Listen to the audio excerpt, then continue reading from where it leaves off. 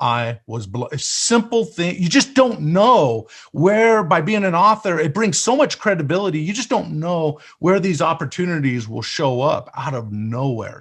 Can I jump on one point you made there, TJ? Yeah, for really sure. Quick? Yeah. I want to draw a line under what you said, that opportunities present themselves that you could never imagine. And we've talked a lot about creating a book and accountability and writing and marketing and bundling offers. But if you fast forward to the end of this whole journey, it's someone you've never met in somewhere you've never been, discovering your book, learning from you, connecting with you, and being like, we need him to come in and do a 4-hour training.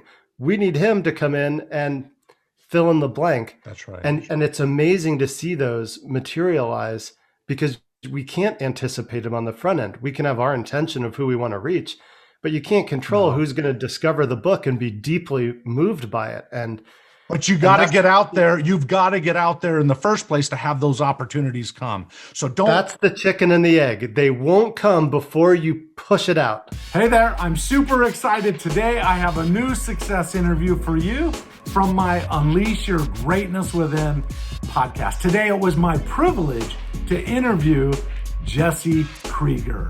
You already know. My passion and my mission to help you unleash your greatness within. My heart goes out to the underdogs that's on their way. If you think you can go from good to great, okay, let's motivate. GreatnessWithin.com. TJ Hoisington. GreatnessWithin.com. You see, this was a really cool interview, especially if you've ever had the desire to become an author. I tell you what, this is the interview where we pull back the curtains, we get under the hood, and we share with you insider secrets. We share with you things that most people don't know. You see, Jesse and myself, we are both publishers. We've published other people's books. We both have publishing companies, and also we are both authors. And so we come to this interview with a unique perspective on what works, what doesn't work. And I encourage you to watch it from beginning to end, because we share all the way through great insights that will help you not only become an author, but help you become a best-selling author. And what does that mean? You see, Jesse is the publisher. His press or his publisher name is Lifestyle Entrepreneur Press. And you know what? He's published hundreds of people's books in the area of business, entrepreneurship, and also self-help. That was also a common theme, as we both kind of come from the self-help or business genre, if you will. But let me tell you something. It was really great, as he brought some insights that can help you, as well as me sharing a couple stories that can help bring it alive, if you will, and help you see what the possibilities are. I'm telling you, doors will open for you. Unforeseen doors will open for you if you go through the labor of love to write a book and then launch it properly and then put it out there in the right way for it to be successful and reach as many people as possible. We share all these ideas and much, much more in this interview, so you don't want to miss it. All right, if you're watching this on my YouTube channel, hey, I invite you, subscribe, and make sure that you click that notification bell so that you're notified when I come out with a new success interview like this or motivational message. And make sure, if you're wanting to download the interview and listen to it while you drive or what have you, or while you're exercising or whatever, hey, go to iTunes, type in my name, TJ Hoisington, and the Unleash Your Greatness Within podcast will pop up. I invite you to subscribe there as well. I'd love to have you a part of my family online. All right, listen, without any further ado, let's jump right into the interview. Jesse, welcome to the Unleash Your Greatness Within podcast. Thank you, TJ. I'm excited to be here. Excited to get into this conversation. Absolutely. And I think this conversation can be really beneficial to many of my listeners on the Unleash Your Greatness Within podcast. And one of the reasons why is many of them are entrepreneurs, or maybe they're business owners and they want to build a brand around their business in a different way. And I have found that writing a book, and I'll get into that story later as you share some of your insights and so forth, how it changed my life. It changed my world of getting a book out. So I'll go to that in a second. But just for starters, hey, Jesse, would you give us a little bit of the background into your story and so forth? Sure. I mean, for the last 7 years, I've been running Lifestyle Entrepreneurs Press, this book publishing company, and we'll chat about that. Yep. But for the first 10 years or so of my career, from age 20 or so until around 30, I went from being in the music industry, was the lead guitarist in a rock band, lived in Nashville on Music Row, and produced albums and records for other people, and actually got into business through the band and through the creative music industry. And it's interesting how that circled back around in publishing and the similarities between music publishing and book publishing and creative publishing generally.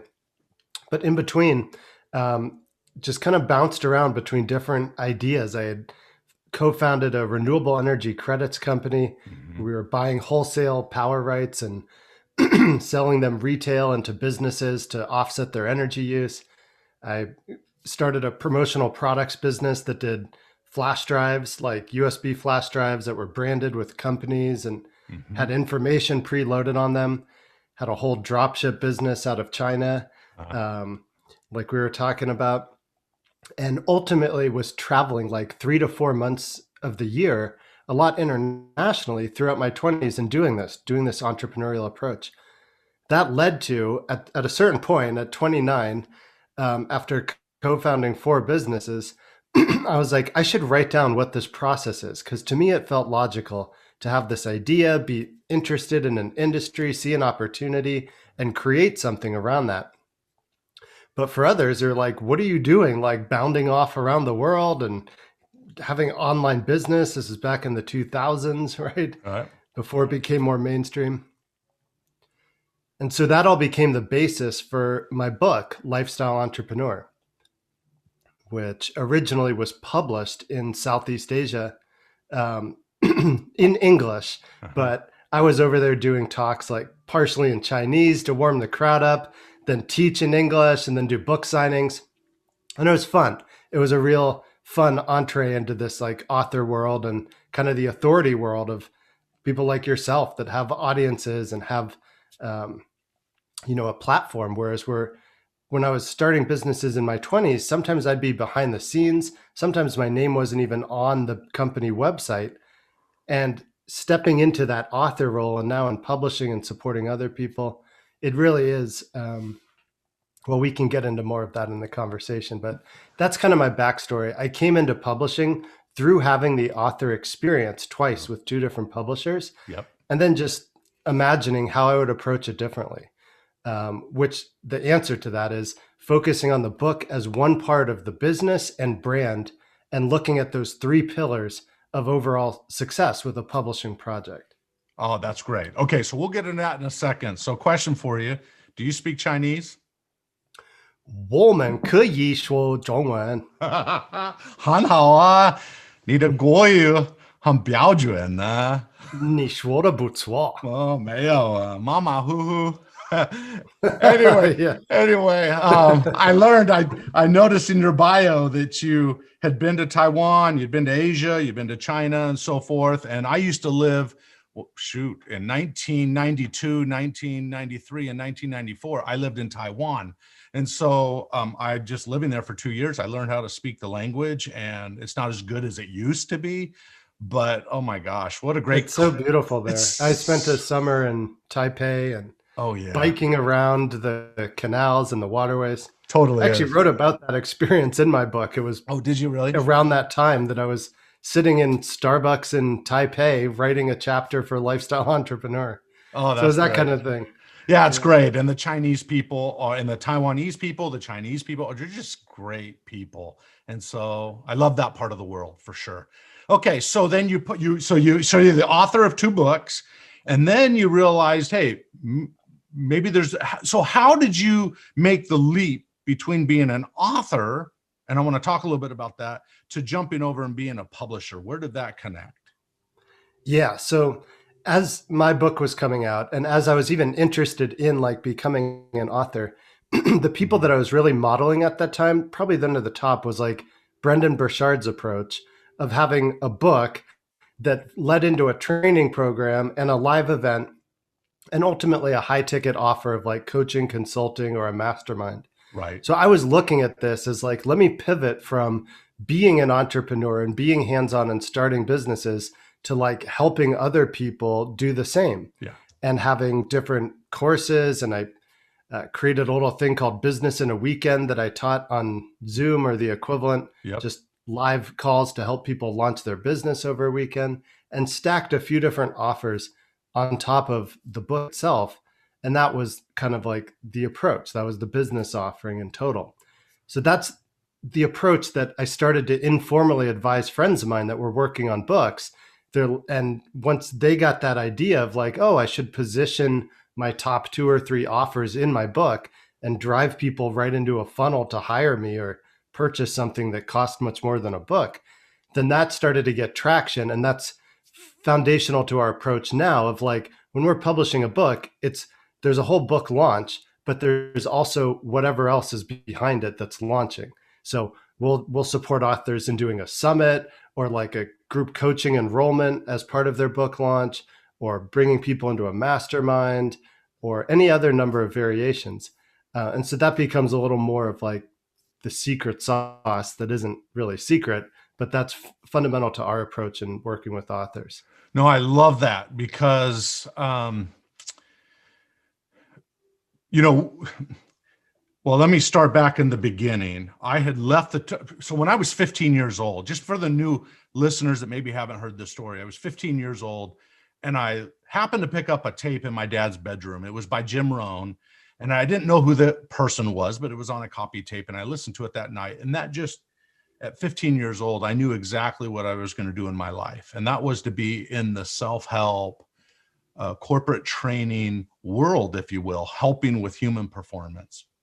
And so I just designed my life around that. Well, early on, I thought, hey, one of the things I'm going to do is I'm going to model someone in the industry that's done really well. And so in 1999 to the year 2000, I worked with Tony Robbins. But as I was working for him, I thought, I'm living his dream. I'm not living my dream. I felt like I just kept putting my dream on hold. So the first thing I did was do it a little bit backwards than you, I think, is I left the Tony Robbins organization and I said, I'm going to go start my own seminar. That seemed easy for me to do. I'll start my own seminar, and I called it The Power to Shape Your Life, and I put a CD program together. Back in the day when there were DVDs, I put each of these together and pressed the labels on, printed them and everything for the Power to Shape Your Life seminar. But I realized something. I wonder your take on this. I noticed that although I had different programs, I had sales programs on CD, I had the Power to Shape Your Life on CD, I had Achieving Success in Sales on CD, and so forth.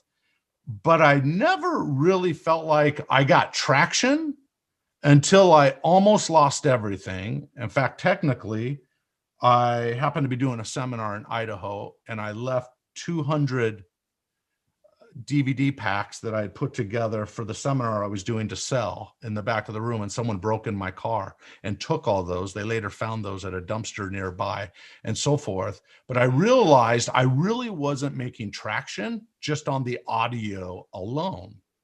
And it wasn't until my back was against the wall that I thought, hey, maybe I should write a book, right? Where you kind of talked about writing a book and then doing a spinoff from the book.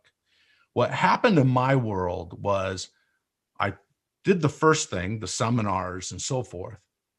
It wasn't really taking off, but the moment I wrote a book, it seemed like literally a day and night difference in 2004, that it seemed like people started to look at me different. They started to call me an author. There was a certain level of respect that came with that I never got out of the audio programs. And it was from that point, the moment the book came out, within a couple months, it became an international bestseller and almost sold 100,000 copies in the first year. So I say that, and I say that number only to bring up a point that of what's a bestseller, what's not a bestseller, and so forth. I think we can get into that later, but I agree with you that writing the book is only part of the process. But for me, just seconding what you've said, it becomes, in a sense, a glorified business card that has opened many doors for me by writing But I a book. didn't, I wouldn't, I have an opinion on, I wouldn't call a book a business card in the sense that a business card is like something you look at once, put in your pocket, throw away. That's it. It definitely doesn't add value. At most, it just references back to a connection. Whereas the book itself, and I think I'll just jump in here, but when you said your back was against the wall, you wrote the book, people started to perceive you different. That's a familiar storyline in the sense that like being an author is sort of on par with being a PhD or a CEO. And if you look at like the news or TV shows or talk shows, most people are introduced as either best-selling author of, or Dr. So-and-so, or like founder and CEO of a company.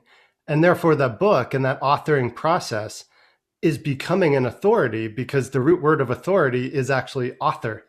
And so it's our opportunity to author the topic and area of expertise that we're really knowledgeable about, and in a way that can be shared broadly at a low accessible price. And that creates the mass market effect, whereas the other programs and the escalation are, you only need a small percent of the people that like your book and want to take the next step to make that whole equation balance in your favor, right? No, that's a good distinction.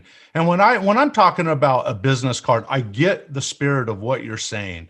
When I'm thinking of a business card, I'm thinking it literally became a door opener. So business card may not be it, but it just allows me, because I would like to have your take on it. The actual money made on a book is a fraction, in my experience, and the people that we've published. And so we have a small publishing company as well. And we do really specialized and unique stuff. Landed a book on the New York Times bestseller list and so forth. But one thing I have found, the money you'll make from a book, in my experience, is a fraction of the money you can make with all the other bells and whistles, and it will open doors that you otherwise could not open doors with. So that's why I say golden business card. Anyway, I would say, I think you're right on with that, TJ. I think in my case, at least, selling thousands and thousands of books, first in Asia and then later more in the US release, turned into thousands and thousands of dollars. But that as an overall earning potential is very low.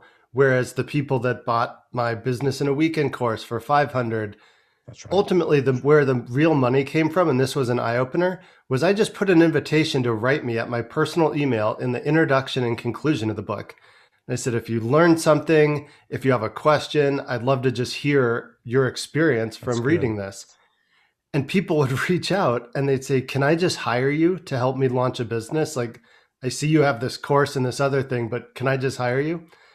So just like, well, honestly, the same way that led me to starting the press was answering that question. Yes. People said, can I hire you to help me launch a business? I said, okay, well, what would that look like? Came up with a structure, 10 weeks for basically what became $10,000. And we just get on a call each week and move them through what was actually in the book anyways for what, 1,000x price point over what the book itself would be. 500x price point, $10,000 versus $20 for a book. So it shows you even just pacing somebody through what you've written about in your book is a valuable experience in and of itself. And that's kind of, that rounds out the value equation, right? The book itself, if it reaches a lot of people and it explains your whole methodology, it connects with the reader by virtue of the stories you share and so forth. And it sets them up perfectly to know they want to work with you, right? Those people, in my case, like I just said, that were reaching out, they were writing knowing they wanted to hire me, not that they were shopping around for someone to help them launch a business. They're like, can I hire you? And so that's the opportunity that's available to everybody through publishing. So what advice do you have with someone? Let's say there's someone listening to this that wants to write a book. What are some of those pieces of advice, so secret sauces and so forth? What advice do you give people? I think if they were just starting, Yeah. If you're thinking about writing a book and you're listening to this now and just thinking, "Ooh, I want that experience," that is the indicator that you're meant to go in this direction. You're basically meant to do it. And a lot of people just sit on the fence of like, "Oh, that sounds so interesting and I'd love to write a book, but I don't know where to start." Well, that's where you start. Yeah. Is knowing that you want to do it and then deciding, all right, I'm going to take action and start to make this happen. And that catalyzes the process that brings in resources like what you provide and all the training and things like what I do and many others to support authors through that whole journey and help frame what it can look like, what the opportunity is for you, especially in this case, nonfiction type of book, on how that can set you up for the next 1 to 3 years in your career and in your industry. Totally. And what's great about the type of books you publish, the type of books I write in that entrepreneurial business, self-help type world is it's what I call evergreen, right? The great thing about those books is that even though my book was originally published in 2004, it still sells well today. It still opens doors into companies today that have me come in. And that's one great thing. It's amazing, right? Because if it's principle-based information and content, meaning it's That's the right. distillation of years of experience, that's still going to be good next year and the year after that and the year after that. And that's the real long-term value of a book. There's, the shelf life of a book is essentially eternal. It doesn't go bad. It doesn't need to.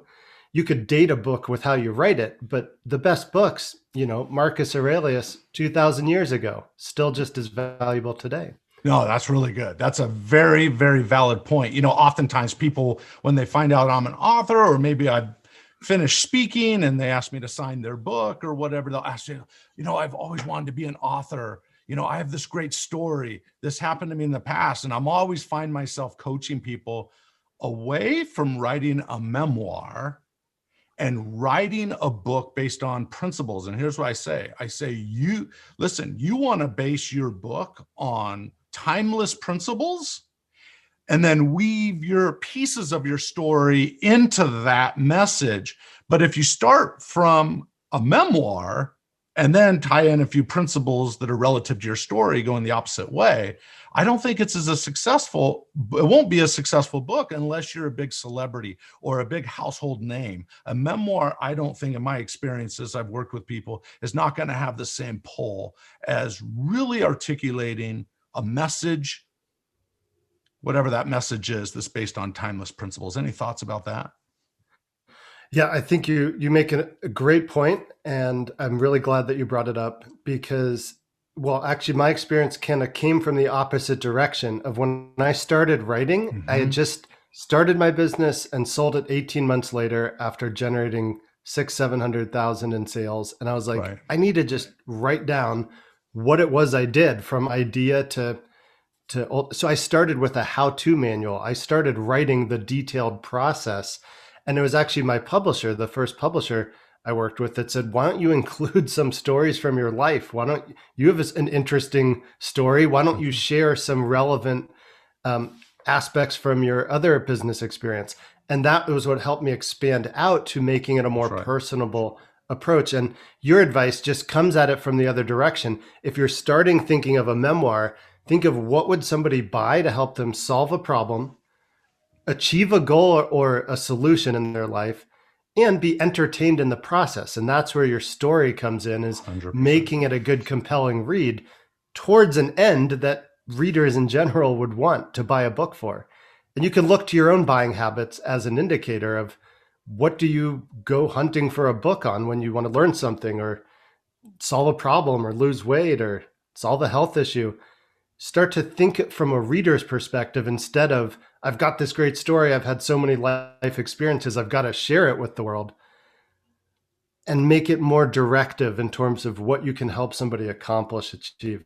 I mean, is that reflected with your experience too, right? Oh, 100%. I mean, and if you think you can, right? My first book that I ever wrote, and I wrote it, by the way, in the backseat of my car, because I lost everything financially, and then it just took off. That's not everybody's story. That's my story. But I tell you, I started with the principles, the common themes of high achievement. And then I looked at my life experience and just sprinkled my life story throughout, instead of it being the focus, because at that point I was a younger guy, and what experience did I have at that point? And so, in a sense, so what I found was, hey, doing exactly that. Have the principles, but then use the stories to grab people's attention. It's in those stories that they will read the next page.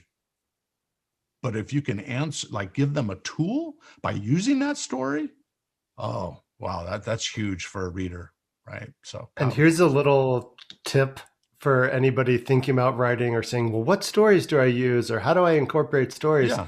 If you just take a piece of paper and draw a horizontal line across it, from one side, it's age 0, you're born. The other end is your current age today. And then think about emotional high points and low points. Yep. Like you said, you were writing your book in the back of a car, guessing that would be a low point. Right. But That's becoming right. an international best-selling author and having people ask for your autograph after speaking, a high point. And so trace those highs and lows over the years, and then just think which of those stories would set up the topics that you want to teach on in your book. That's great. And marry those together, you've got a compelling read that highlights the best story, the best aspects of your life story. That's really good. Okay, here's another thing, and I wonder your take on it. And sure. I don't think it's controversial, but when people claim that they have a best-selling book, we live in a different world today. When I wrote my book and sold, a lot of books, whereas today, my daughter and I write a book last year, and we sell only a fraction number of books that If You Think You Can sold, but it landed on the top of the charts on Amazon for 3 weeks, #1 children's book for 3 weeks when it first came out. 2 different trains of thought here. Dan Poynter, who was really the grandfather of self-publishing, he would always say a bestseller has to sell 15 to 20,000 copies to be called a bestseller. But today, you can use algorithms and put things in categories on Amazon, because there's hundreds of categories, and boom, in a 24-hour period, you can land #1. And from then on out, you can call yourself a bestseller. But there's actually 2 trains of thought around what is a bestseller. Any thoughts around any of that?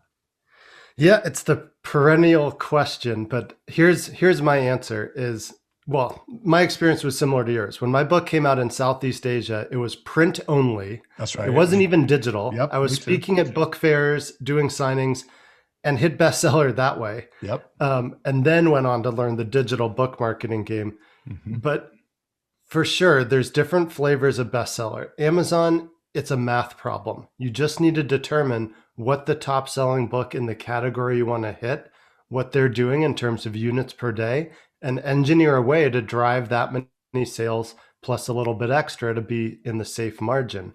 And that's going to get the book up, combined with some good reviews coming in. That's like 90% of the algorithm. But that's a relative chart, relative to the other books in that category. Whereas USA Today, Wall Street Journal, New York Times, those are by unit sales tracked across different markets or cities and regions. That's right. That report sales. And so USA Today, you need to drop about 3,500 copies, 3,500 sales on the launch week for entry level to their lists. Wall Street Journal, it's more around 5,000. And New York Times is subjective, meaning it's not just based on the hard sales numbers, but that's around 12,000 or so to crack into it. And so that sets up a different stratum of, okay, an Amazon bestseller is obviously not a New York Times bestseller, but also a self-published author can't really hit a New York Times bestseller because it's tracked through BookScan and retail and other things like that. And so you kind of take your pick. Does Amazon bestseller have the same weight it may have used to? Probably not for the same reason we're talking about. Right. But I would say USA Today, or like if you're #1 in a huge category, like #1 business book on Amazon, as opposed to like a subcategory, that's a big deal because that's selling hundreds of books probably in a day. Yeah. Right. So the fact is Amazon's now like 50% of the business. So they're not just like, ooh, an Amazon bestseller. That's where people are buying and selling books. So their chart means something, but also they have so many charts that it could become insignificant, right? Yeah. And ultimately, what do you want to do with the credential? That's correct. And I would say, so it doesn't discourage anybody, because here's the reality. You don't have to be a bestseller for your book done properly. And that's what you coach people to do. That's what I coach people to do, done properly with the right message, the right angles. What are you building after, or in alignment and in harmony with the book when it comes out, and so forth. That's going to outweigh the individual book sales anyway. So for you to sell a book and find a way to be profitable by being an author is not limited to becoming a bestseller. Go ahead. Yes, go ahead. Yeah, to that point, there's some creative ways to sell a lot of books and make good money doing it. Like, we'll regularly create pre-launch campaigns where we're saying, if you buy 5 copies of the book, you'll get this bonus. If you buy 10 copies, you'll get that bonus. All the way up to buy 250 copies, and the author will do a keynote for your, executive team. Yeah. And if people are buying 250 copies, we could sell that direct and get quite a nice margin over just the print cost, or we can pass those sales through retail to build towards a list. That's right. So it becomes a strategic thing. Do we want to give money to retailers in order to have a good showing? Or do we get the sales and get the business opportunities that get your book into people's hands and capture as much money in that process as possible?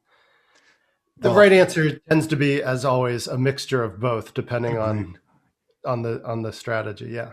Yeah, that's really important. I think it's important to set the expectation too. Rarely does a book sell on its own.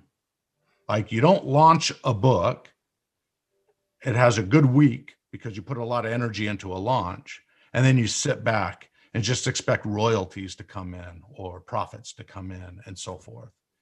To be an author requires that the author is willing to get out and hustle and work and expose more and more people and audiences to your book. That means doing podcasts like this. That means doing I'm sure you have all kinds of programs that you offer people where they can expose themselves. That is a real critical thing to understand, is it's not going to sell itself. Everybody thinks I have the best book ever when I'm done, which, by the way, that thought prevents people from writing a book sometimes, because they expect perfection.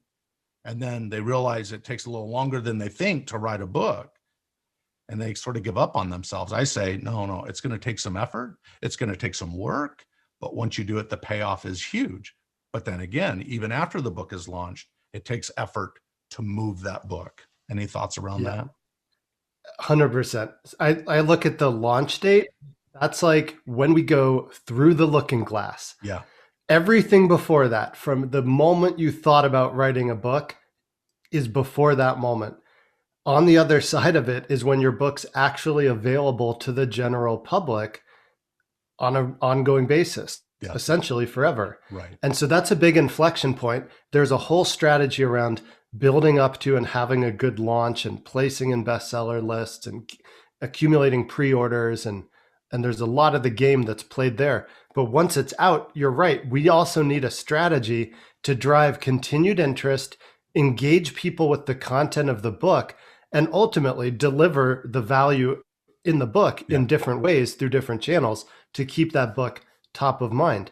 And if there's a funnel that does that, kind of on evergreen, or if there's a podcast where you just make a mention of your book in every episode, it doesn't have to require a marginal effort forever, but you need to at least work enough to put something in place so the marketing crank keeps turning while you're doing the other parts of your business. And then you've got the long-term win where the book's really positioned within your business and for new people coming in to discover you with.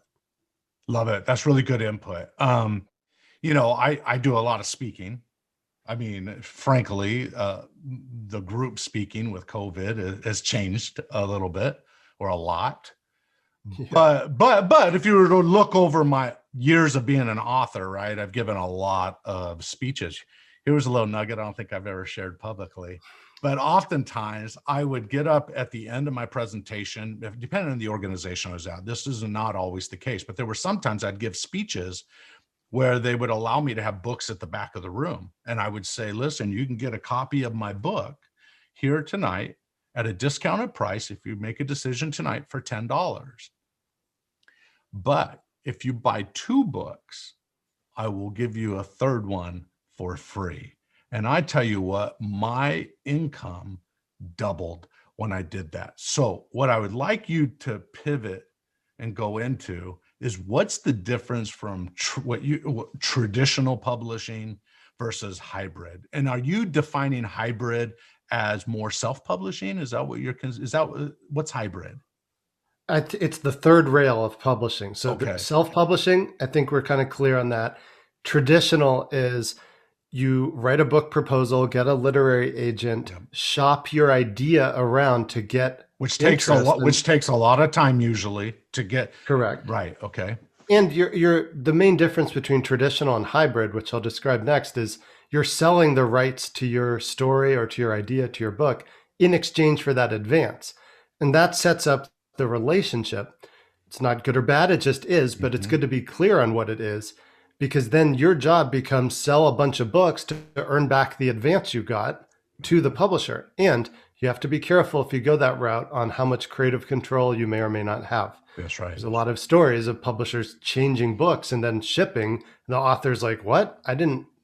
So anyways, that's a little bit on the traditional model. What's different with hybrid, I call it independent publishers like ourselves, is we have distribution. Yep. We have distribution partnerships, same market access as a traditional, but with a more hands-on approach to working with our authors. And that's the biggest difference. We're more of like a author services or a boutique concierge service for our authors. And our distribution partner, Ingram in our case, ours too, handles all the retail. Exactly. All the moving parts of printing, shipping, distributing books, and accounting for them takes place on that side of the aisle. So traditionals have that in-house. Traditionals are also each traditional publisher is a subsidiary of a multinational conglomerate. Right. And so an independent publisher, we don't have an editorial bias. I'm not telling authors what to say or what to write to fit our publishing narrative, so to speak. And that's another difference that is very important to some people. I think it's important to me to have an independent, unfiltered voice to amplify our authors. Absolutely. Yeah, that flexibility and that relationship, you as a publishing professional can actually coach someone through, like simple things. Most people don't know that in order to sell a book in bookstores, to even have a chance of becoming a New York Times bestselling author, you're going to have Ingram. There used to be Baker Taylor as well, but Ingram, you've got to be in their database, and it's not necessarily easy to get into their database. But once you work with someone like you or with us, you can get into their database, and it's them that can get into all these brick and mortar stores. They can get into the big chains and so forth, where you individually would have a tough time doing it. In fact, some stores won't even look at you without having Ingram or a distributor in place that they already work with. They already have a relationship with. Yeah. Here's probably the biggest benefit of working with a publisher. This is true for traditional or hybrid, but this is where we really focus, is when we set the future release date. So like, right now it's just turned into March and we're scheduling books into the fall of 2021. And in that time between now and the fall, so 6 months out from release date, we're lodging as many sales as possible. We're driving as many pre-orders through those retailers. And what that does with us as the publisher and Ingram as our distributor, we're getting leverage like 3x, 4x the orders from retailers based on the pre-sales. So however we're driving pre-sales, that's our focus. And if we drive 1,000 pre-orders, we could pick up a 4,000, 5,000 book order And that becomes a big increase over if you were just self-published, you sell 1,000 books, you sold 1,000 books. So in a publishing scenario, you're driving pre-orders to get buy-in from retail, to get bigger orders and more support for them to feature the book and help you sell your own book, right? And so that's a big thing that you said in the beginning of this, that we'd peel back the curtain. Nobody really talks about the inner workings of publishing in this level of detail that I see, but I'm happy to share it, that multiple is where a lot of the game is played. Like, how big of an order can we get going into the launch? That's really good. No, go ahead. Do you have another thought about that? No, that's it. Like, if you follow that strategy in a nutshell, it's really driving through whatever means, like bundling up your course if you buy 5 books or 10 books, selling off a bundle of one-on-one consultations if people pre-order 20 books. However you can log a bunch of sales in advance of the launch, that gets on Amazon and other retailers' radar to say, wow, we've got to order at least 500 books because people ordered them. We should order 3,000 to keep up with the demand. And that illustration is that on-ramp before we go through the looking glass. Then we just got to make sure that all those books actually sell through to the end customers, and best case scenario, they keep reordering. And so that's kind of the setup to have a bigger launch in partnership with a publisher versus a self-publishing approach. Like, it's ready. All right, hit publish. Hey, guess what, everybody? My book's out. That's right. That's good. That's more robust. That is literally helping the client of yours or whatever really, really launch it properly, which can make a big difference, because I don't know what the current number is. A couple of years ago, I was noticing the number of books, new books coming out every year when you consider self-published, hybrid, and traditional, was over 500,000. This is a few years ago. It was over 500,000 books a year. So you're in competition, depending on your field, you're in competition with a lot of other books. So how are you going to stand out? And by the way, I would say you can write the best book in the world, the best stories, the best flow, the best, I don't know, all these different things. But if you don't have the right strategy for launch, if you don't have the right strategy for ongoing, aware, like letting your market know that the book is available, eventually, I think only a small percentage of books will kind of create a life of their own. But by and large, you've got to do the work. Well, there's something to say to that. Like, the books that take on a life of their own, I find, become category leaders. So, like, we published a book called The Concussion Repair Manual. And in launching it and doing a good initial promotion, it became like the -- rated book on concussions. And after we got it to a certain point by promoting it, it kind of does continue to sell. It did for months and months, even years after the initial release, because people are searching for concussion, traumatic brain injury. Totally. And to be a top ranked book that also shows well, it's got good reviews, it's got a great title listing. So when people are actually looking for information, in this case on a concussion, we've got like a best in class book, and that can drive sales passively ongoing. Again, once it's set up to do so. That's and right. and that, if I may, there's Yeah. a point that I think we're both talking around that's so important here. It's like, just writing a great book, it's almost there. People think if I just write a great book, then all these things are going to happen.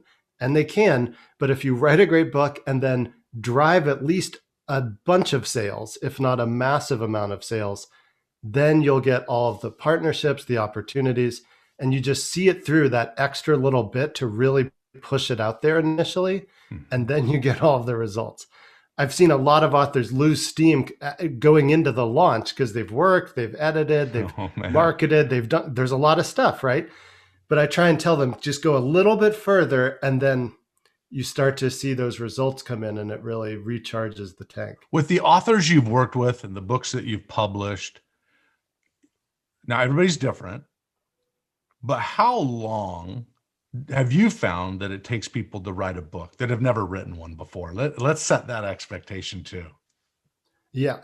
If you're really focused and you have a plan and you can work a plan, 3 to 6 months is, in my opinion, realistic to create the base of a good book, really good. You could do it faster. We have an author that wrote a book in 30 days and he, kind of beat himself up in the process, but it was interesting. I wouldn't necessarily recommend it. Right, me too. But if you can give yourself that amount of time, in some cases it can take closer to a year. But some of the parts move in parallel. So there's a couple schools of thought. Either write the whole manuscript, get it pretty dialed in, and then start having publishing conversations. The other is find the right publisher, get that partnership, and then we'll create accountability and support through that writing process. Because if you know that there's a publisher waiting and we can hold the due date for the author, it helps get it done. So either one's fine, meaning write it and get it to a place where you like it before you start to share it, or find the right partner and align on the vision and then create the accountability for the writing part. I love that accountability piece, because it can become kind of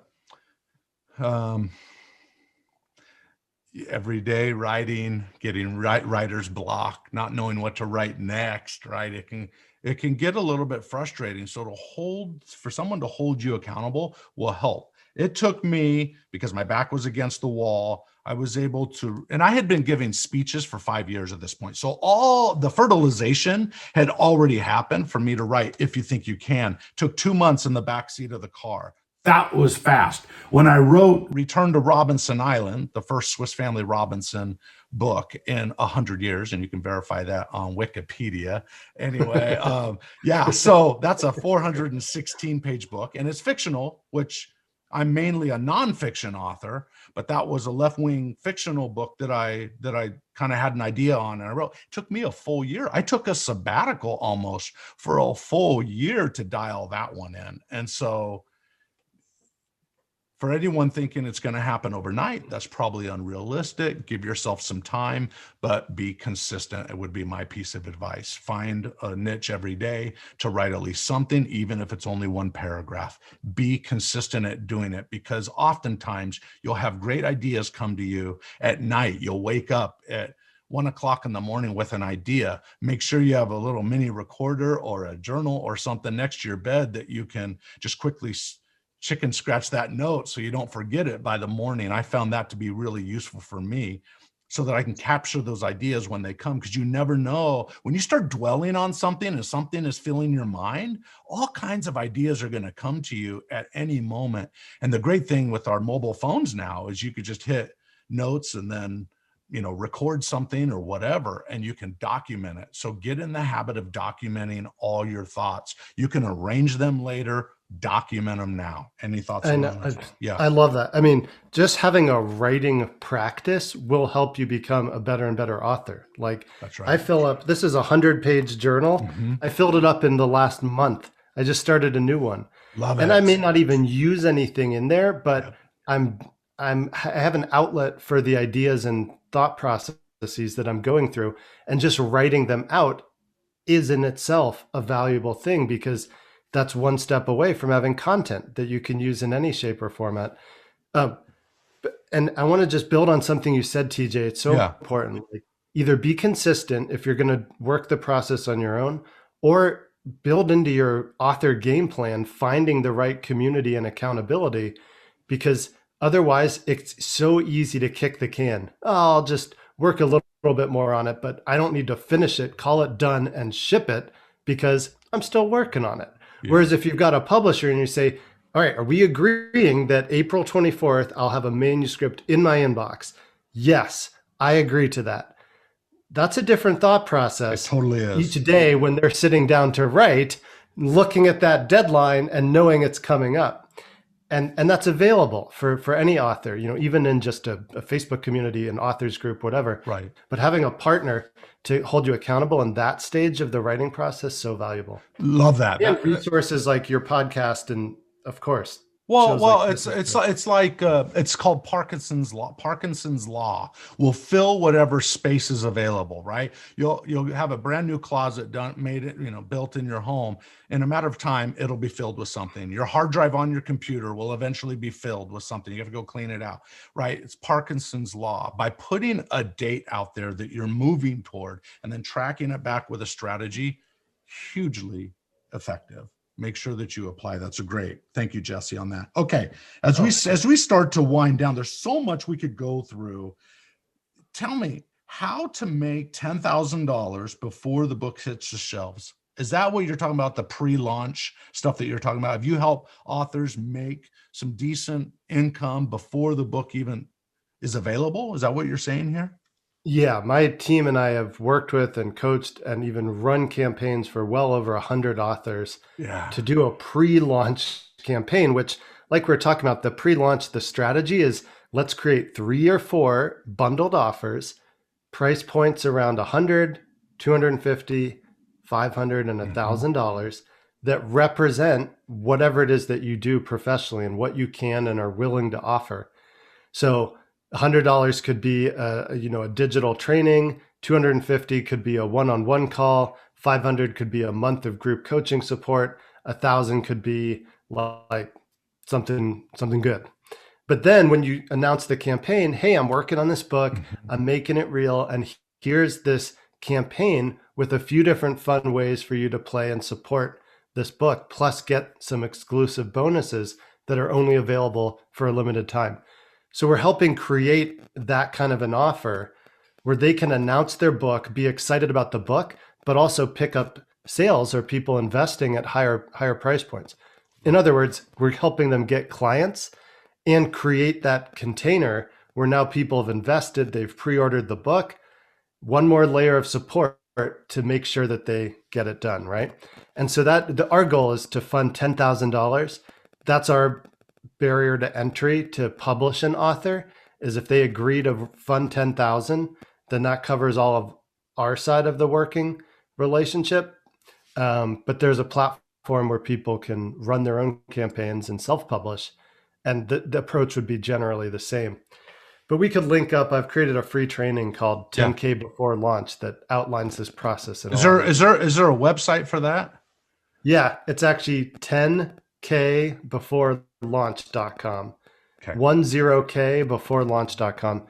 And we could link up, I think it's my.10kbeforelaunch.com is a free 4-part training.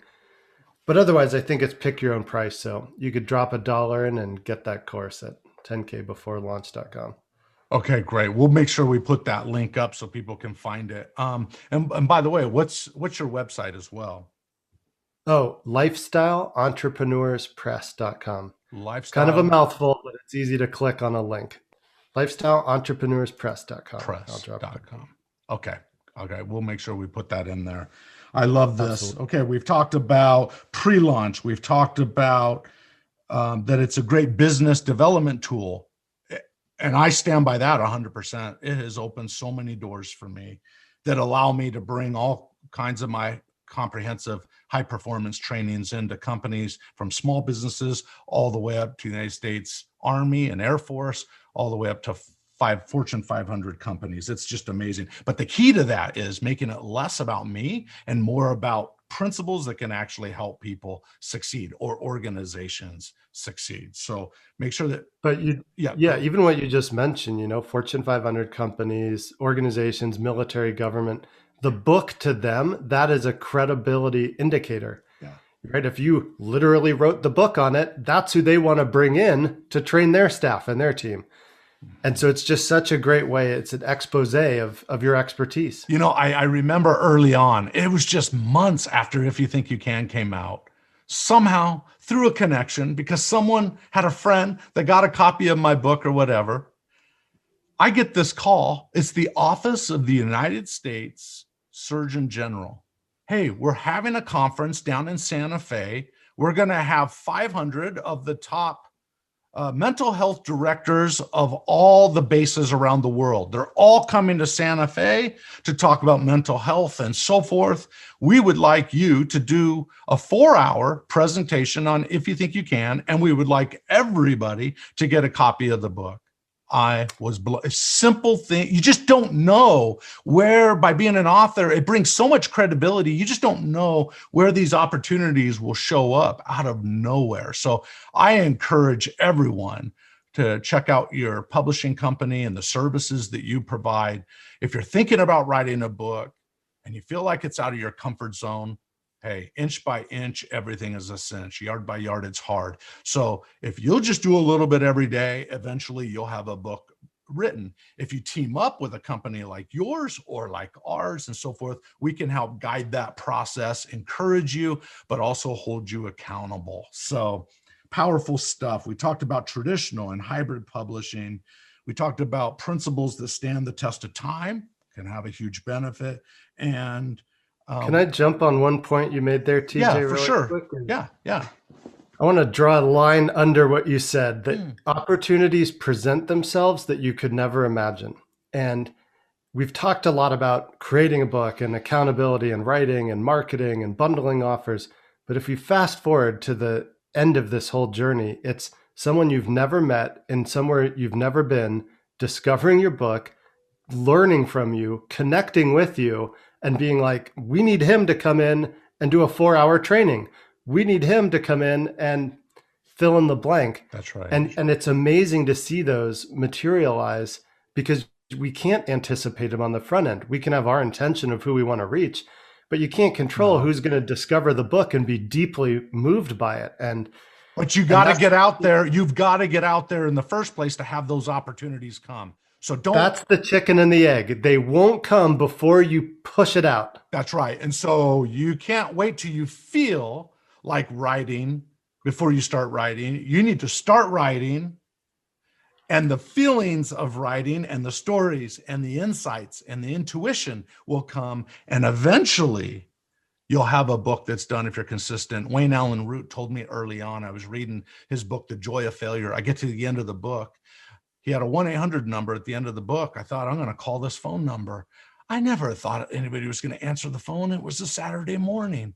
The guy that answered the phone was Wayne Allen Root. He answered the phone. We talked for like 20 minutes. I couldn't believe that I was talking to him. You know what advice he gave me? I said, hey, I'm thinking about writing a book. He said, here's what my advice to you, TJ, write a paragraph every day. In 365 days, you will have written a 200-page book. That just gave me hope and peace that I've never done it before. And my family doesn't believe I can do it. Tongue in cheek a little bit.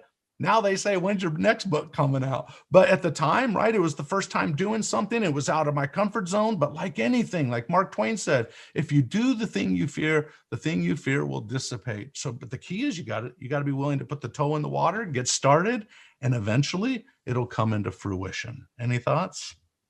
Yeah, didn't he also say, I worried about a great many things in life, though none of them came to pass? That's right. He did. So you could build a whole story around why you're not ready to share your story and really get serious about putting the information that you've gathered through your life experience into a book that can help other people or not. And we're all at choice. But we're trying to outline here how much of a benefit there is to both yourself and your readers and your business when you do. And how beautiful it is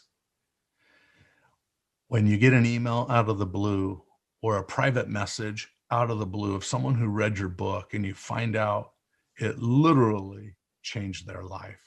Like literally they were at the end of their rope and your life gave them hope and inspiration.